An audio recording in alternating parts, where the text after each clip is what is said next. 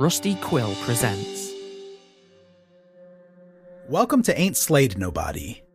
This is an actual play podcast intended for adults, and may contain material that some people find disturbing. Please see the episode notes for content warnings, and listen with care. Hey y'all, this is Cup reminding you that we are on Patreon. We just completed our long-running World War II Cthulhu series, The Meat Trade, with Scott Dorward, so that is all ready for you to binge. We're also doing early drops of all of our improv videos and our Cosmic Dark campaign with Graham Walmsley. That's amazing, so don't miss out. This is a great community, and we'd love for you to join. Most of all, you're helping to support our show. You can sign up right now at patreon.com/ain'tslayed. That's patreon.com/ain'tslayed. Thank you. It's James and Fuhad from Shits and Gigs podcast, and we're here to talk about Boost Mobile, the newest 5G network in the country. With compelling deals for new lines, Boost Mobile makes it easy to switch today. Boost Mobile's new network delivers customers the speed and service they'd expect from the big three, plus groundbreaking benefits you'd only get from a true challenger in the industry. These include letting people try the network risk-free for 30 days and offering a $25 per month unlimited plan that's guaranteed to never go up in price. They have blazing fast 5G and plans for all the latest devices. Visit your nearest Boost Mobile store and find us online at boostmobile.com. Ryan Reynolds here from Mint Mobile. With the price of just about everything going up, we thought we'd bring our prices down. So to help us, we brought in a reverse auctioneer, which is apparently a thing. Mint Mobile Unlimited Premium Wireless. How to get 30, 30, bit to get 30, bit to get 20, 20, 20, bit to get 20, 20, bit to get 15, 15, 15, 15, just $15 a month? Sold! Give it a try at mintmobile.com/switch.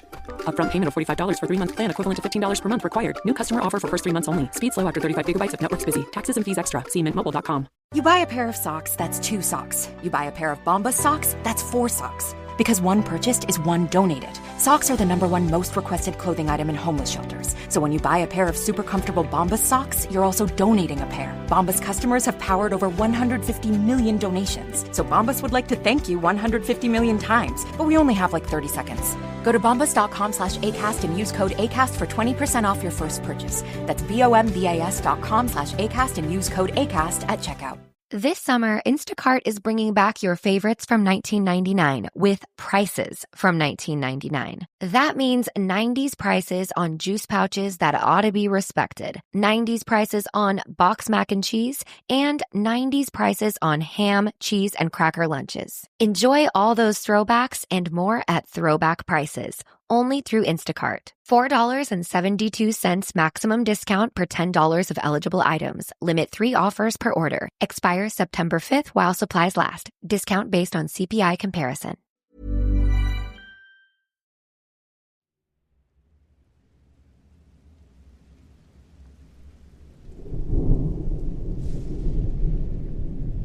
Sorry, madam, you're making no sense at all. Have you taken a chill?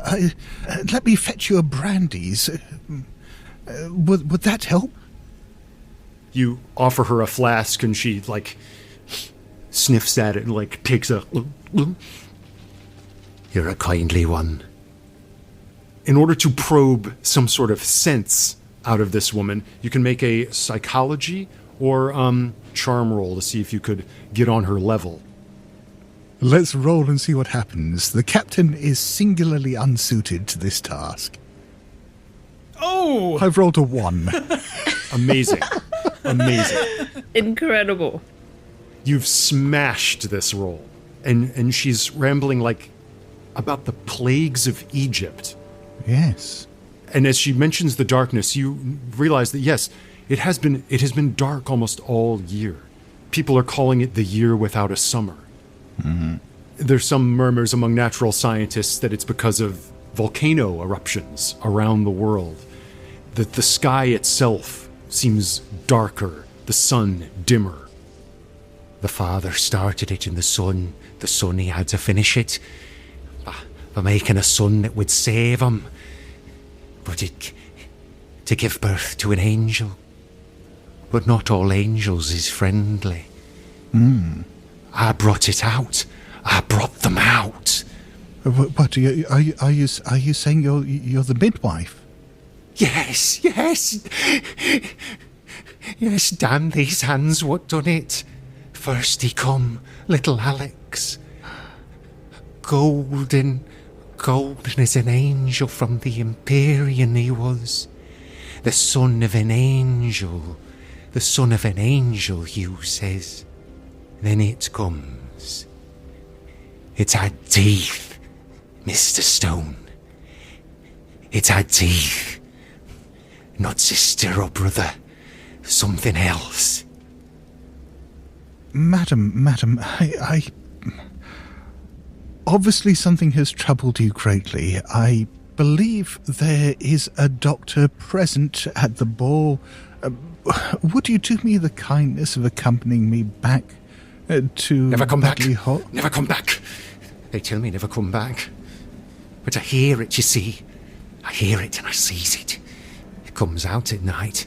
But now it's always night, isn't it? Now it's always night so I can move. It makes things happen, it does. Makes me see things. Makes me hear things. Strips the kine of their flesh. Always hungry it is. You'd best be gone. And she's trying to wrench herself away from you to get away. Yes, I think at this stage of the captain, he's probably had a comforting hand on her arm, but makes no attempt to hold on to her at all.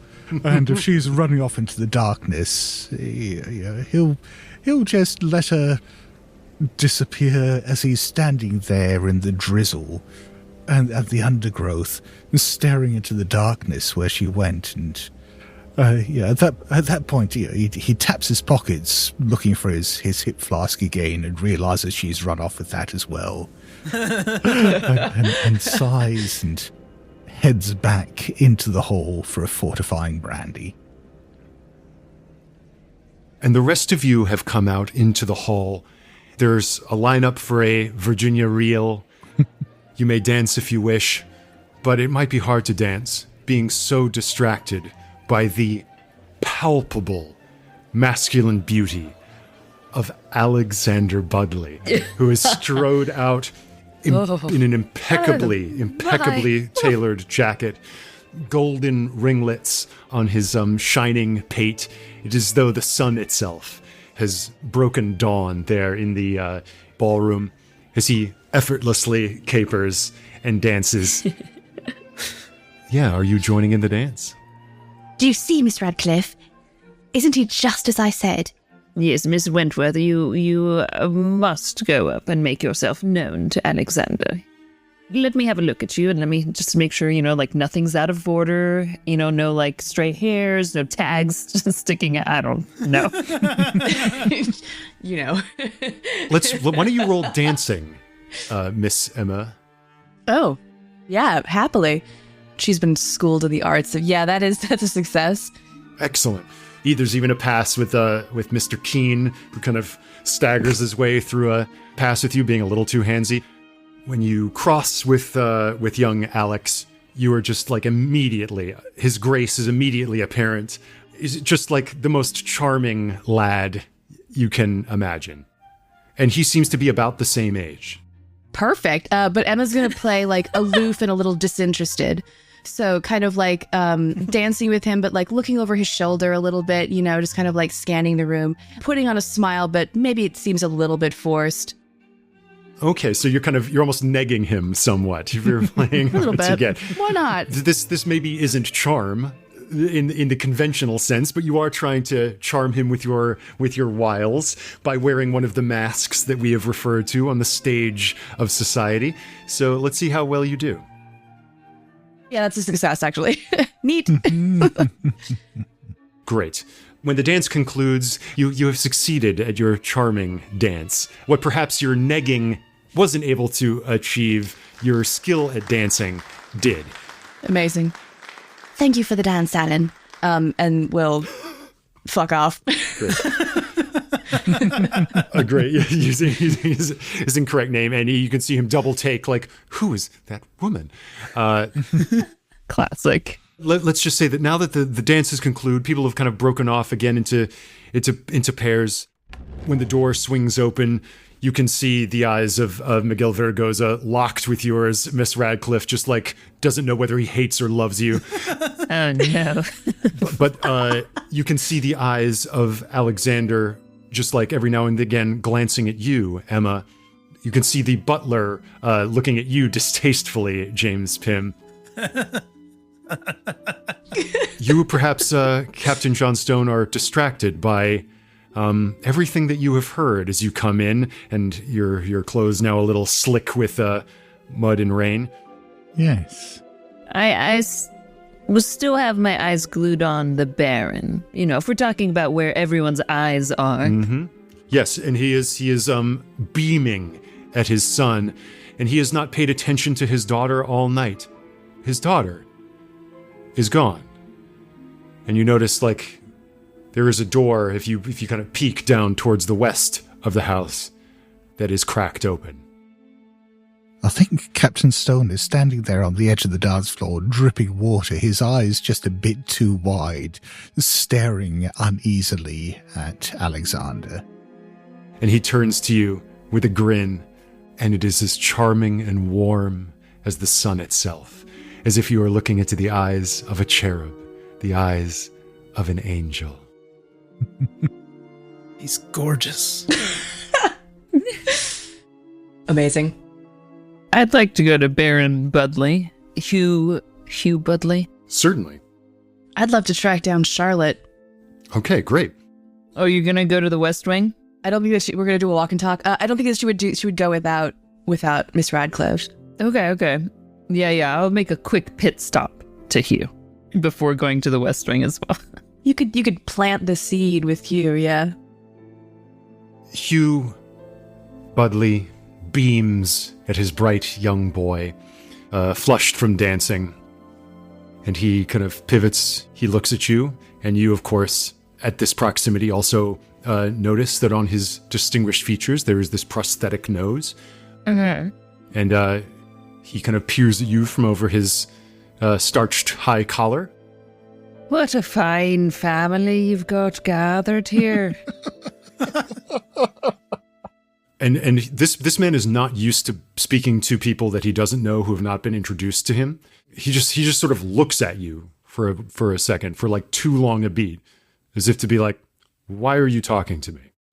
Mm-hmm. I'm so sorry. You see, I'm new in town and I sometimes forget the formalities. I'm Lady Miriam Meadows. This is Ross the Keeper speaking. I'm just glad we've got one more name out there. You're welcome. Well, Miss Meadows, you of course are welcome at Budleigh House. Charmed. Are you one of my wife's acquaintances? I think you'll find I'm a distant cousin of Captain John Stone. Wait, at this point, Captain Stone is walking across towards the gathering. Oh, no. and he gestures toward him. It's like, Oh, yes, I had the pleasure of speaking with the inestimable Mr. Stone a moment ago. Oh, you did you? Aye. Perfect. Are you lately come from the Emerald Isle? Indeed, I am. You see, I'm just here taking a good look at the land and what she has to offer, and I like what I see, if you catch my drift. And I charm him. This level of upfront euphemism in your speech, while this might play with some, this would not play with all. And especially in a social occasion like this, with someone who is so clearly a social superior on the ladder of class, you're getting into dangerous territory. That's exactly where she likes to be. Yeah, go ahead and roll charm. Okay. Spending 2 luck points, making it a success. Yes, I have very high charm, believe it or not. Okay. So you have flattered the manliness of Hugh Budleigh. like what you see. I can only hope that my household is in possession of a great many agreeable things for such a one. It surprises me to see you all on your lonesome, Baron. My wife, alas, is indisposed. Like many of your sex, she is a feeble and fainting thing. Alas, her maladies are keeping her away from tonight's frivolity, but we shall enjoy good health on her behalf in hopes that she will achieve it on her own anon, yes? Indeed, and is she often too frail for to attend to you, good sir? At social events and the like. I assure you, miss, my wife is more than adequate to fulfill all the duties worthy of a baroness, and these she handles with aplomb and delicacy. I'm sure she does. I just see such strong physicality within you. You're clearly a man who likes to stay active. Man, I'm so sorry. And well, there are many ways to keep fit nowadays. That doesn't, should you ever find yourself wanting discreetly, there are other avenues you might pursue. But I'll leave you to it for tonight. I'll just like. Wow, you have really he's shocked. He's fully shocked. You can see that he is blushing. Should you find yourself? I shall not find myself, if I may arrest your speech. Were it not for your beauty and the native charms that you possess, I should have you out upon your heels this very moment. There are a great many bounders in this county, madam, who come here seeking to drive a wedge between my wife and I, and thus disrupt all the felicity that I have gathered to my household. Rest assured that my bloodline is kept to and tended with the husbandry of extreme care, and this is not that which I would have sullied by bringing in lesser branches. You may enjoy all of the entertainments of tonight. After I have had the pleasure of admiring you as an ornament for this festivity, I hope that I shall look at you no longer, madam. But, you see, I think you've misunderstood, dear Baron. For it is not that I wish to take you from your wife. No, your wife should be exactly as she is by your side. It is, in fact, if you find yourself wanting of a proper duel, perhaps.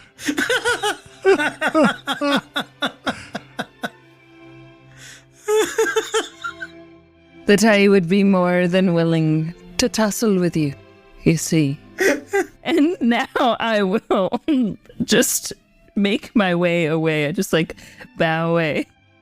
And now he just looks confused. He's like, confused yet intrigued. But it's not my fault you took it the wrong way. No. Yeah, this guy's head's in the gutter.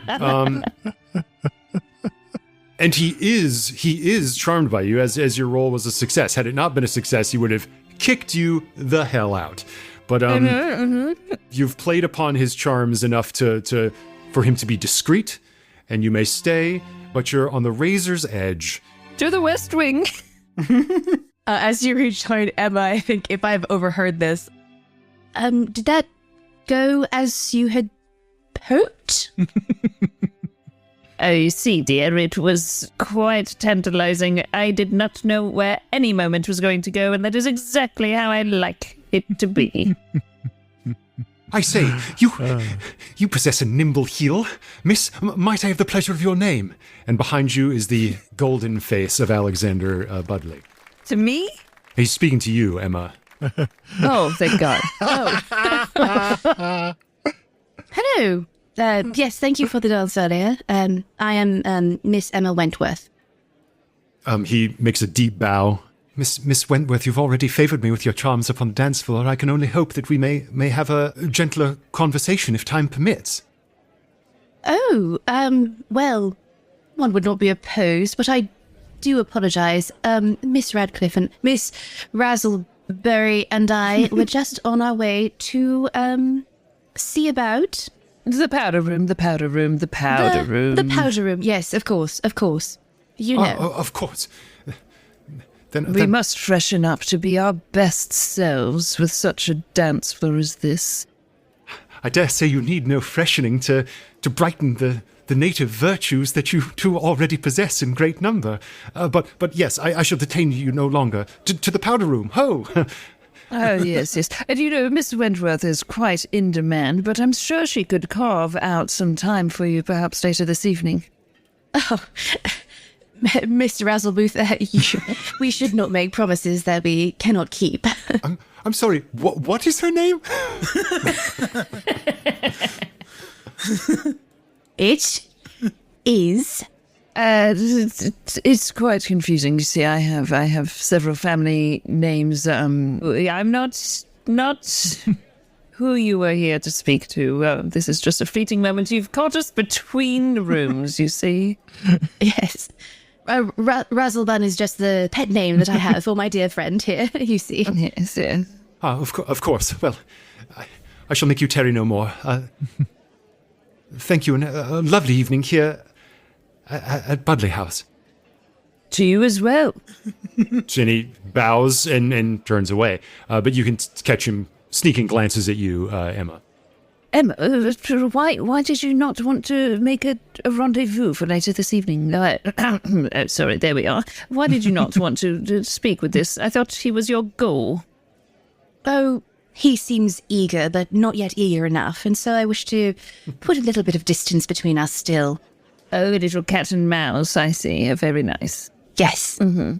Okay, well, shall we go have a little fun of our own in the West Wing? Yes, please. Okay. What's that I hear about fun, what? No! Who are all these people? Reeling over to you is August Keene. Back! Blimey! He's like now holding his nose. Oh, I see I've stepped up upon you unawares, and thus have... You forget yourself, Mr. Keene. Paid for my disruption. Dear God, you nearly made a Hugh Budleigh of me with that strike upon the nose. Dear God. Oh, how disrespectful of our host. Mm-hmm. Excuse me, but did I hear you say you're nipping off somewhere? No. God, I wish podcast listeners could have seen that lip bite that you followed that with. This stuff. Terrible. Very well. He totters off. Great. To the West Wing. Like, good God. We must make our way, Miss Wentworth, or I fear we will never make it to the West Wing.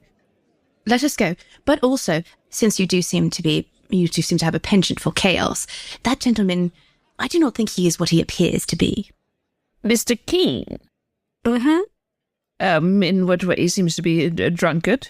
That much is carried through, yes, but, dare I say, creep? Also spot on. Okay. But there is something about his clothing that would suggest that he is not used to such finery, that perhaps they belong to someone else. I would love to just glance back his way. Could I do a psychology roll of my own on just like con artist to con artist? Sure. Another 2 points for a success. Yeah, you're clocking some simpatico energy here. That while he might not be a con artist per se, there's something off. There's an ulterior motive here. And you can tell that even through his drunkenness, he's like scanning, and you've noticed him dipping off every now and then. It's like he's looking for something. Yes, I do agree. There's something quite off about him, but I don't know. You can't fault him. You know what they say. Fake it till you make it, right? Quite. Excuse me, were you ladies having a chat about me? Where did you come from? Oh, you. I forgot about you. I like you. You know what? You should tag along, because I do like that we end up in I already have, well, I don't know if I have a duel tonight. I don't know how that concluded, but I like that you're prone to these events happening around you. Well, I did want to speak to you about something. I can't get over the fact that he called me a dog. And I thought that maybe the duel should proceed. Calling someone a dog needs satisfaction. Yes, I do agree. I think that he is quite enamored by my, shall we say, gams, and I think that I could lure him and then do a surprise duel.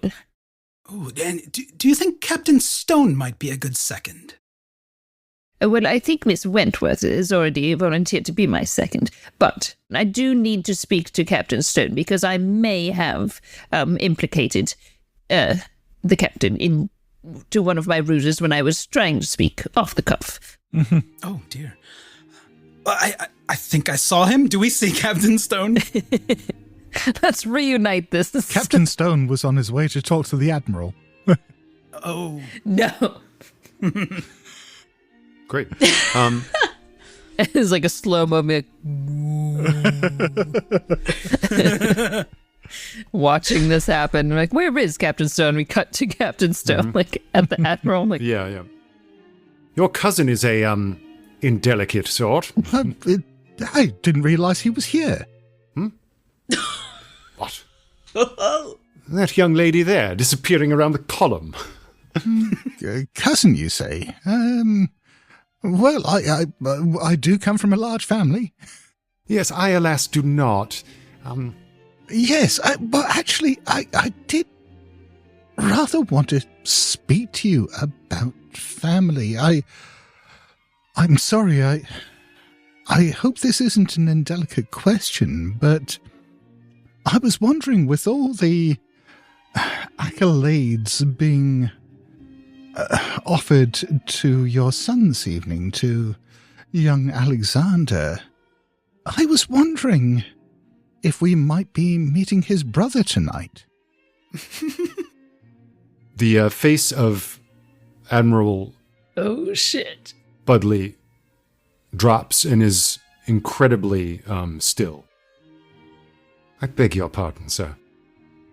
Well, you see, I had a strange experience just 10 minutes ago, where I met a woman who she may be touched, but she did rather believe that she had been young Alexander's midwife that had delivered him into this world, and she spoke of his brother.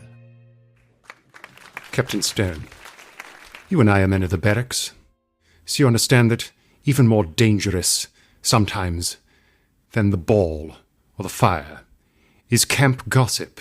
And the only thing that exceeds this, in terms of its danger and its outrageous salaciousness, is town gossip. I should not put any thought more into mad tongues that wag. In particular, the old woman of which you speak, who is a bit of the local colour here in Terraford, that we indulge. She may be heard, but not probed into. In a less enlightened era, she is the sort of person one would attach to a pole and burn for a witch. Indeed. We, of course, live in a more enlightened times, and with a more sober censure, wink at the defects of the mind, such as hers, sorrowful though they are. Quite. My son has no brother. I have one son. Right, of course. As I said, the woman was quite obviously touched, and this was clearly a misunderstanding. Quite.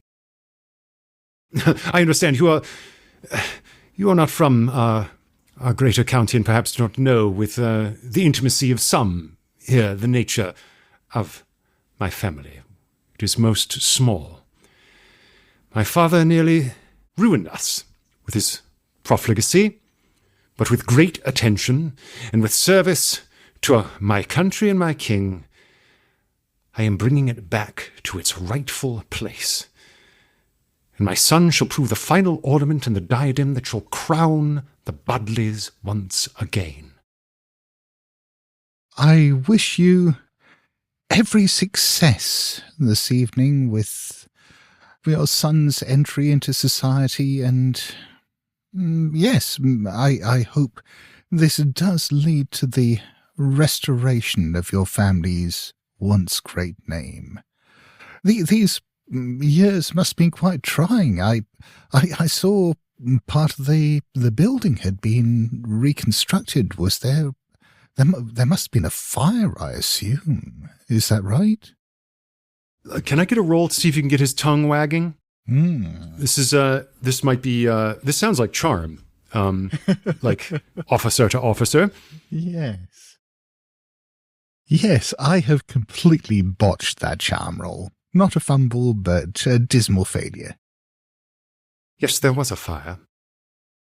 And I'm sure, sir, since you are so prone to listen to the wagging tongues of neighbourhood fools, that perhaps you have heard that it was my father who, in his indelicacy, his profligacy, his experimentation, and his attention to the pet themes of his life, the wanton Orientalism in which he lost himself, caused not only the destruction of a great deal of our fortune, but also of the house itself, and it was left to his heirs to bring back the edifice that he left in ruins. I'm sure you have heard all this, but you shall hear no more from me. Good day, sir. Well, I hope, sir, that your evening is a great deal more pleasant from this point onwards, and I shall bow to him and head off with a sort of odd half smile. This is the first genuinely interesting thing that has happened at this party. Oh, God, what do you think they spoke of? Oh, no, here he comes. I think perhaps, maybe not a full, wave over, but Emma will try to make eye contact with Captain Stone. I'll give you a half wave. Miss Wentworth. Have you been enjoying the festivities? Did I see you dancing with young Alexander earlier? Oh, yes, as everyone was. But we're very curious about the conversation that you just had with the Baron. Yes. We were just discussing family matters. Oh, yes. I did put out there that I was your distant cousin. I hope that's okay. I did wonder. Madam... Miss Miriam Meadows. My family is at your disposal, Miss Meadows. Oh, thank goodness. I just forgot to give you a heads up. I was really on the spot. Tap you on the back of the arm and say, one can never have enough cousins. Indeed. Shall we walk and talk, as you say? Yes, speaking of family, we were just on our way to meet with the young Charlotte. Wonderful. The Alexander's sister. I wonder. Yes. I worry that this might come within the realm of gossip, and I do not consider myself to be a gossip, but... Oh, do go on. Oh, you don't have to be. We surely are. Oh, yes. Please go on. And I'm so glad that you're here, because people keep interrupting us. It'll be much easier with you, the Captain and James with us here. Yes. James awkwardly bows to Captain Stone in the middle of the conversation. Oh, I'm sorry, Mr. Pimm. I didn't see you there. Have you managed to rid yourself of your oysters? Oh, my oysters! Sudden panic. No. No, he just grabs by the arm if you start to move away. No. Okay. They're fine. Wait, they're packed tightly in the mud. They'll be fine. Marvelous. Follow us to Miss Budleigh. You go through that door that was left surreptitiously open, and you're seeing now into a passageway leading to the west side of the property. And you, Captain Stone, have already glimpsed this from the outside. You're now moving into the older part of the house. You can even see seams in the masonry where the kind of new portion has been built up around it. And you can tell that this door that you've walked through was probably locked for a while, because it's clear that there has not been the level of attention paid to the interior of this section as there has to the central hall in which you all have been. And in fact, you probably all noticed that there were very few servants. There's that butler, maybe the catering crew brought by Miguel Vergoza, but there's noticeable dust now on many of the masonry and the few objects that you see about you. And there's a ground floor here leading back, and also you notice a staircase leading up and back to a second level, but you do not see Charlotte. Strange. It is quite dark in here also. I do suspect that the Budleigh family are rather putting on a brave front. They do seem to have gone through some trying times, and this degree of neglect that we see around here, yes, I wonder. Have any of you ladies got the impression that with Alexander's debut in society tonight, that the Budleigh family is perhaps angling for a big fish? Well, isn't everyone? Yes, well, obviously everyone is to some degree, but there are perhaps different degrees of motivation. But with an ulterior motive? Yes, precisely, Miss Wentworth, precisely. I believe Charlotte did mention something about a truth that needed exposing. Oh, yes, secrets. Did she happen to mention whether this involved her brother? It was heavily implied.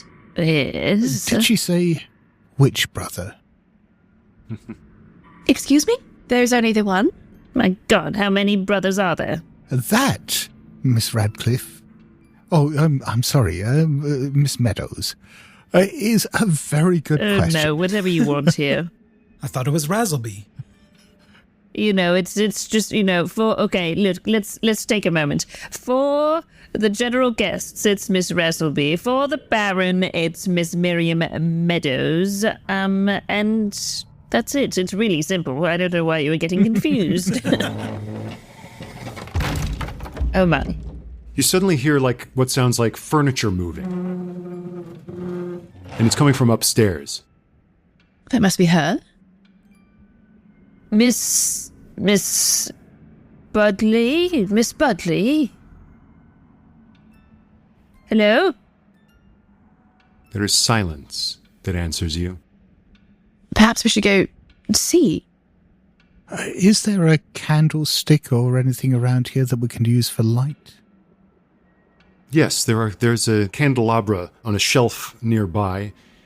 The shelf is carven and ornate. It looks like something that was carved maybe in the 1600s. All right, yes, I'll pull out my tinderbox and light the candelabra and say, well, I don't know about the rest of you, but I think we should just check that Miss Budleigh is well. Yes. Let's have a look around. Are there other, doors or... You're kind of standing in a side hall. There's a staircase leading up and then kind of back into the upper story of the house. And next to that staircase to the right, you can walk forward a little bit more, and it looks like there's a door kind of underneath the staircase. I did come here for a particular purpose, so just 1 moment. I'm just going to... she's going to take a bump right now. Great. Just real quick, so that she has her wits about her. Great. Improve your everything score by 20.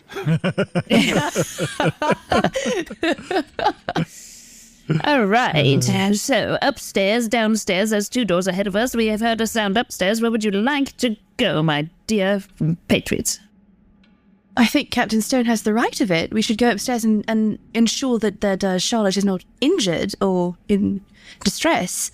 Yes, indeed. So off we go, and I'm going to pull my dagger out of my parasol handle. Oh. She's just like bristling with brandy and daggers. Off we go, and she goes like bounding up the stairs with an energy. I suppose we should follow her. Captain Stone, do you feel the need to be armed here? Are we in some sort of danger? I do have my saber with me. It's part of my uniform. Well, when in Rome, I suppose. Emma will go into her little bag and she'll pull out a little flintlock pistol. But as she's rooting around in there in the dark and everything, she'll accidentally knock out of the bag a toothbrush. Silly of me. Pick it up off the floor and shove it back in the bag with the pistol in hand. All right, off we go. What is that? Looking at the toothbrush. It's a pistol. Oh. Well, it's a toothbrush. It was my mother's, you see. But we should go. Oh, this makes less sense. Oh, fascinating. And then she'll head up the stairs. James is looking through a sewing kit, trying to find a weapon there. He finds a tiny pair of scissors, I think. Armed with saber, pistol, dagger, and scissors, walk up the creaky stairs. That initial bound did create some clatter and sent up little puffs of dust as you creak up the stairs. And you can see that there are occasional artworks on the wall, too. And in fact, when you reach the top of the landing, there is a painting. And it is it seems to have been done like a generation earlier. It is of a man in a sort of like a Georgian kind of powdered hair, but he's dressed in like a mock-up of almost like a Bedouin's cloak. This guy has painted himself in the style of like a sultan. And there's a sort of fantastic like medieval Baghdad scene behind him. Do I know what Hugh's father looked like? Would I know that? Yeah, I mean, are you from this area generally? So I think, yeah, you could probably assume that this would be the elder Budleigh. Quite interesting. As far as I know, he never traced around in this particular fashion, but in the county. And some could roll, if you haven't already kind of rolled about the family history, you could roll history now. What's in the past is in the past. Give it a shot, though. Nah. What a mysterious family. Toothbrush. Fascinating. This all jives with what you have heard, Captain Johnstone, that the father was sort of like a dilettante about the Oriental, with a capital O, like in the way that many were at that time. Did we get a sense on the direction now that we're up the stairs? Is it like we can go to the right or the left, or what's here? You can go to the left, kind of back towards the house.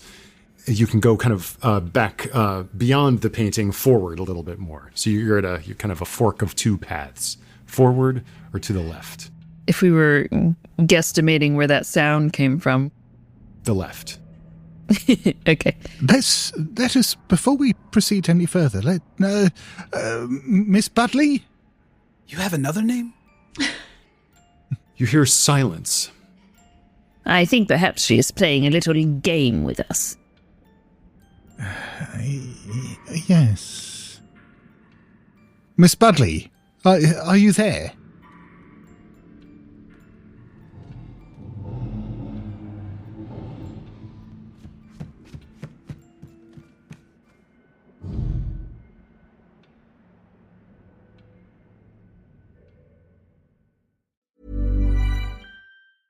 It's James Pimm from Shits and Gigs podcast, and we're here to talk about Boost Mobile, the newest 5G network in the country. With compelling deals for new lines, Boost Mobile makes it easy to switch today. Boost Mobile's new network delivers customers the speed and service they'd expect from the big three, plus groundbreaking benefits you'd only get from a true challenger in the industry. These include letting people try the network risk-free for 30 days and offering a $25 per month unlimited plan that's guaranteed to never go up in price. They have blazing fast 5G and plans for all the latest devices. Visit your nearest Boost Mobile store and find us online at boostmobile.com.